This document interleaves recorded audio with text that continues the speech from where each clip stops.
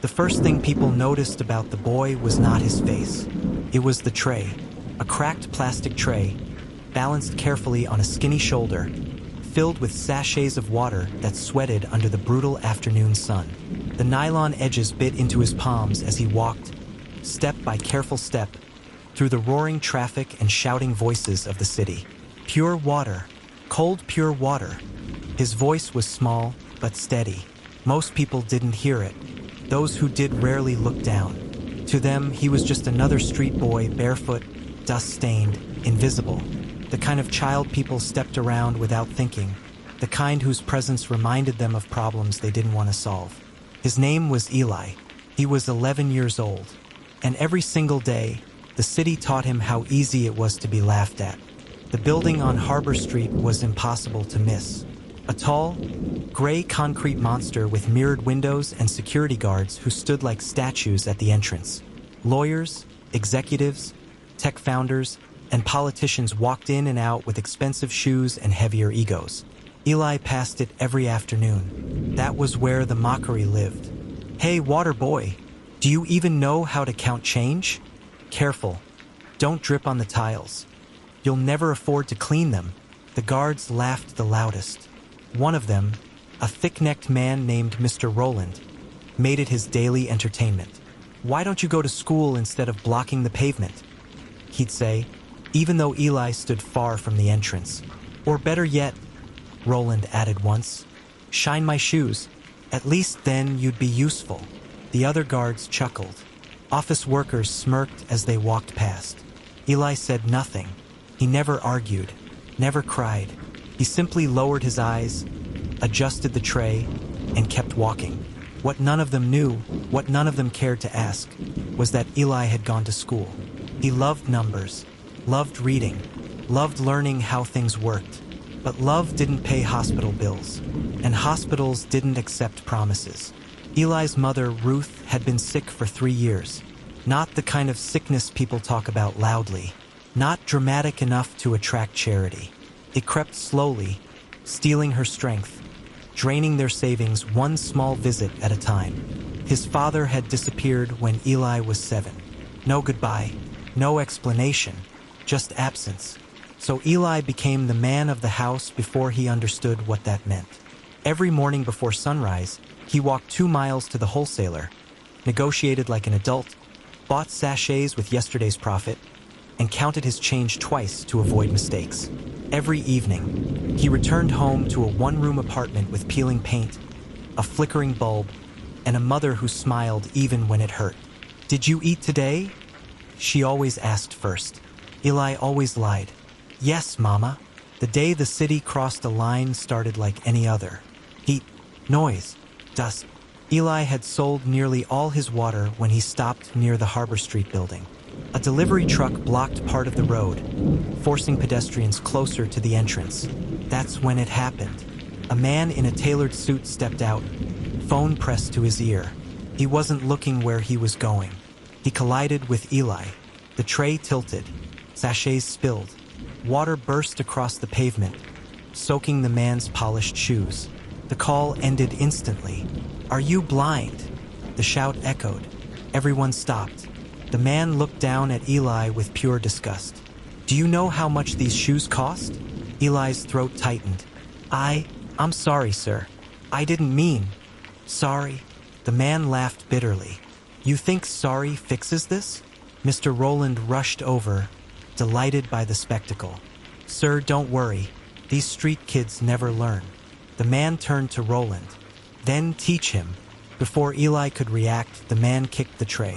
The remaining water scattered, rolling into gutters, bursting under tires. Silence followed, then laughter. Eli stood frozen, staring at the empty tray.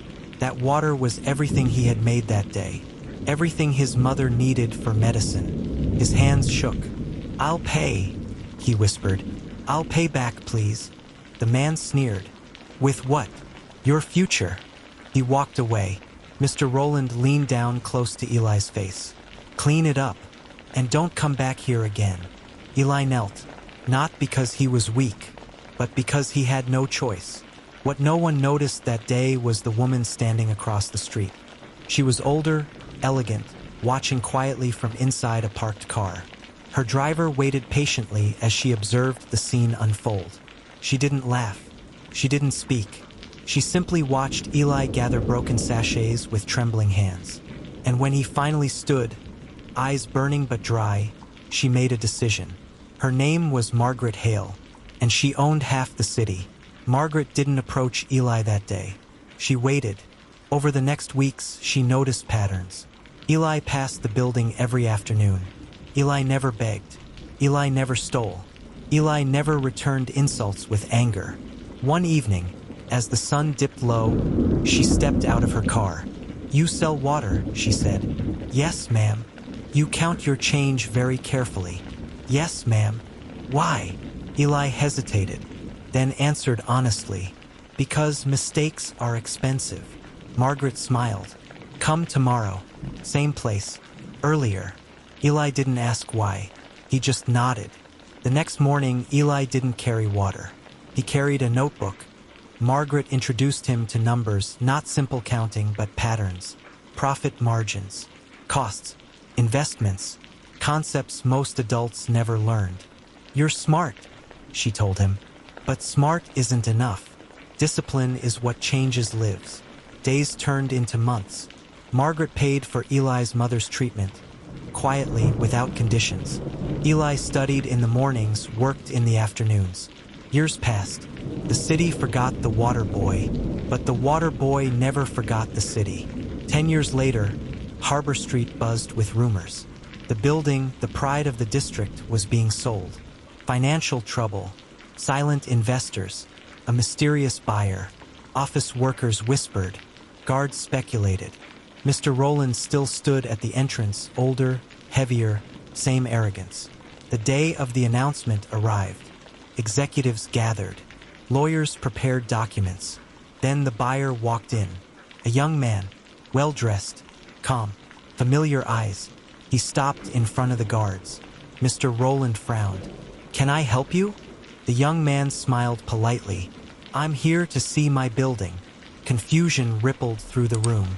The man stepped forward, voice steady and clear. "My name is Eli." Silence.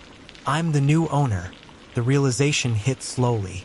Then all at once, the boy they mocked, the child they humiliated, the water seller they laughed at, now owned everything above their heads.